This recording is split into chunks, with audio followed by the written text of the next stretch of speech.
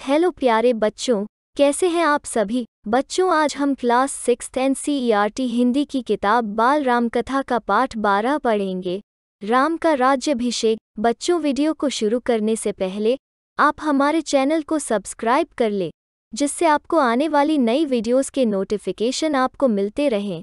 तो चलिए शुरू करते हैं। राम का राज्याभिषेक। विभीषण चाहते थे कि राम कुछ दिन लंका में रुक जाएं। नई लंका में, उनकी लंका में, उन्होंने अपनी इच्छा राम को बताई। उसका कारण भी, मैं चाहता हूं कि आप कुछ दिन यहाँ विश्राम कर लें, युद्ध की थकान उतर जाएगी। वैसे इसमें मेरा स्वार्थ भी है, आपका सान्निध्य और रीति नीति सीखने का अवसर।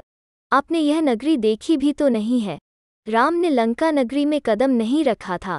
सीता से मिलने हनुमान गए, 2 बार अंगद गए, लक्ष्मण भी हो आए। विभीषण के राजतिलक के समय राम उस नगरी से दूर ही रहे। यह संभव नहीं है। मित्र, राम ने कहा, वनवास के 14 वर्ष पूरे हो गए हैं। मैं तत्काल अयोध्या लौटना चाहता हूँ। भरत मेरी प्रतीक्षा कर रहे होंगे।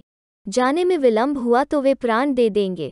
उन्होंने प्रतिज्ञा की है, मैं उनकी प्रतिज्ञा से बंधा हूँ। विभीषण राम से अलग नहीं होना चाहते थे।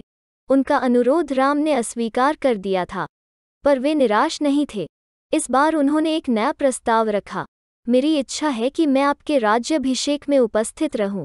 मुझे अपने साथ चलने की अनुमति दें। राम ने उनका आग्रह स्वीकार कर लिया। बोले, आप मेरे लिए यात्रा की व्यवस्था कर दें। राम ने विभीषण की विनती मान ली तो सुग्रीव और हनुमान आगे आए। राम ने उन्हें भी अयोध्या आमंत्रित किया। विभीषण का पुष्पक विमान उन्हें ले जाने के लिए तैयार था। विमान के उड़ान भरने तक वानर सेना वहीं रही। विमान जाने के बाद वे कूदते फांदते किष्किंधा की ओर चल पड़े। विभीषण ने अपने कोषागार से उन्हें रत्नाभूषण दिए थे, उनकी वर्षा की थी उसी विमान से। वानरों के लिए यह मनोरंजन था, जिसे जो मिला लूटा। विमान लंका से चला। उड़ान भरने के बाद उसने उत्तर दिशा पकड़ी, जिधर अयोध्या नगरी थी। राम सीता के साथ बैठे थे। मार्ग में पड़ने वाले प्रमुख स्थान बताते जा रहे थे। रावण सीता का हरण कर उसी मार्ग से लाया था, पंचवटी से। उस समय सीता ने वे स्थान ठीक से नहीं देखे थे। स्थानों के नाम उन्हें ज्ञात नहीं थे।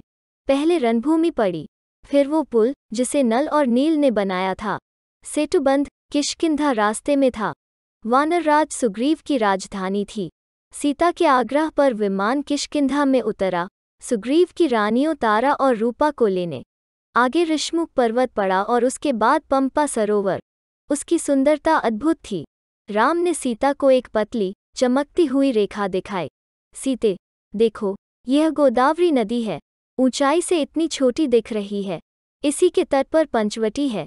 देखो, हमारी पर्णकुटी अब भी बनी हुई है। सीता ने आंखें बंद कर ली, जैसे पंचवटी को पुनः देखने से डर रही हों। उन्हें पूरा घटनाक्रम याद आ गया। गंगा यमुना के संगम पर ऋषि भरद्वाज का आश्रम था। विमान वहां उतरा, सबने रात वहीं बिताए। ऋषि का आग्रह था, राम उसे टाल नहीं सके। वहीं से उन्होंने हनुमान को अयोध्या भेजा, भरत को उनके आगमन की पूर्व सूचना देने के लिए। राम सीधे अयोध्या नहीं जाना चाहते थे। उनके मन में एक प्रश्न था, एक संशय। 14 वर्ष की अवधि कम नहीं होती। कहीं इस अवधि में भरत को सत्ता का मोह तो नहीं हो गया। हनुमान को अयोध्या भेजते हुए उन्होंने यह प्रश्न रखा था। कहा, हे वानर शिरोमणि, आप भरत को मेरे आने की सूचना दीजिएगा।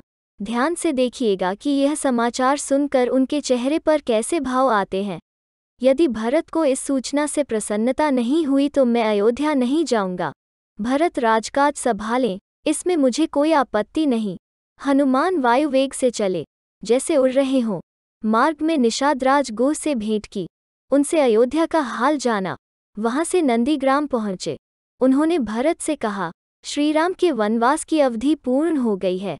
वे लौट रहे हैं, प्रयाग पहुंच चुके हैं। मैं उन्हीं की आज्ञा से आपके पास आया हूँ। भरत की प्रसन्नता का ठिकाना न रहा।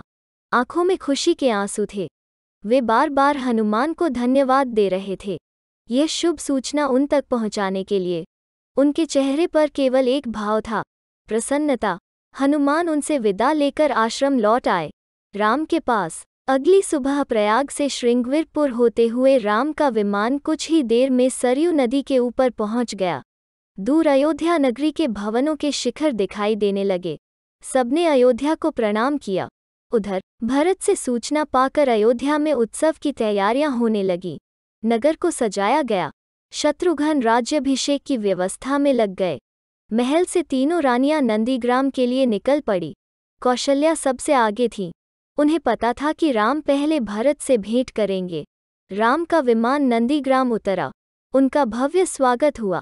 आकाश राम के जयघोष से गूंज उठा। राम ने विमान से उतरकर भरत को गले लगाया, माताओं को प्रणाम किया। भरत भागते हुए आश्रम के भीतर गए। राम की खड़ाऊं उठा लाए, जिसे सिंहासन पर रखकर उन्होंने 14 वर्ष राजकाज चलाया था। झुककर अपने हाथों से राम को पहनाए। मिलन का यह दृश्य अद्भुत था। सबके चेहरों पर प्रसन्नता थी। सबकी आंखें खुशी के आंसुओं से नम थीं। राम लक्ष्मण ने नंदीग्राम में तपस्वी बाना उतार दिया। दोनों को राजसी वस्त्र पहनाए गए। जनसमूह राम की जयकार करता अयोध्या के लिए चला। शोभायात्रा की छटा देखने योग्य थी। नंदीग्राम से चलने के पूर्व राम ने पुष्पक विमान को कुबेर के पास भेज दिया। वो विमान कुबेर का ही था। रावण ने उसे बलात् छीन लिया था। सजी धजी अयोध्या नगरी राम के दर्शन पर आह्लादित थी। नगरवासी प्रसन्न थे। उन्हें उनके राम वापस मिल गए थे। माताएं प्रसन्न थीं। उनका पुत्र लौट आया था। मुनिगण खुश थे। राम ने उनकी शिक्षाओं का मान रखा, कभी विरत नहीं हुए। भरत ने अयोध्या का राज्य राम को नंदीग्राम में ही लौटा दिया था। राजमहल पहुंचे तो मुनि वशिष्ठ ने कहा, कल सुबह राम का राज्याभिषेक होगा। इसकी तैयारी शत्रुघ्न ने पहले ही कर दी थी। पूरा नगर सजाया गया था। दीपों से जगमगा रहा था। फूलों से सुवासित था। वाद्ययंत्रों से झंकृत था। पूरे 14 वर्ष बाद अगले दिन मुनि वशिष्ठ ने राम का राजतिलक किया। राम और सीता सोने के रत्नजटित सिंहासन पर बैठे। लक्ष्मण, भरत और शत्रुघ्न उनके पास खड़े थे। हनुमान नीचे बैठ गए। माताओं ने आरती उतारी। मंगलाचार हुआ। शुभ गीत गाए गए। राम ने सीता को एक बहुमूल्य हार दिया। प्रजाजनों को उपहार दिए। अनेक वस्तुएं प्रदान की। सीता ने अपने गले का हार उतारा। वे दुविधा में थी, किसे दे। दुविधा राम ने दूर की। जिस पर तुम सर्वाधिक प्रसन्न हो, उसे दे दो। सीता ने वो हार हनुमान को भेंट कर दिया, भक्ति और पराक्रम के लिए। कुछ दिनों में सारे अतिथि एक एक कर चले गए। विभीषण लंका लौटे। सुग्रीव ने किष्किंधा की ओर प्रयाण किया। ऋषि मुनि अपने आश्रम चले गए। हनुमान कहीं नहीं गए। राम दरबार में ही रहे। राम ने लंबे समय तक अयोध्या पर राज किया। उनके राज में किसी को कष्ट नहीं था। सब सुखी थे। भेदभाव नहीं था। कोई बीमार नहीं पड़ता था। खेत हरे भरे थे। पेड़ फलों से लदे रहते थे। राम न्यायप्रिय थे। गुणों के सागर थे। उनका राज्य राम राज्य था। आज तक स्मृतियों में है। Students, if you like this video, please like and share, and if you are new on this channel, please subscribe the channel. Thank you.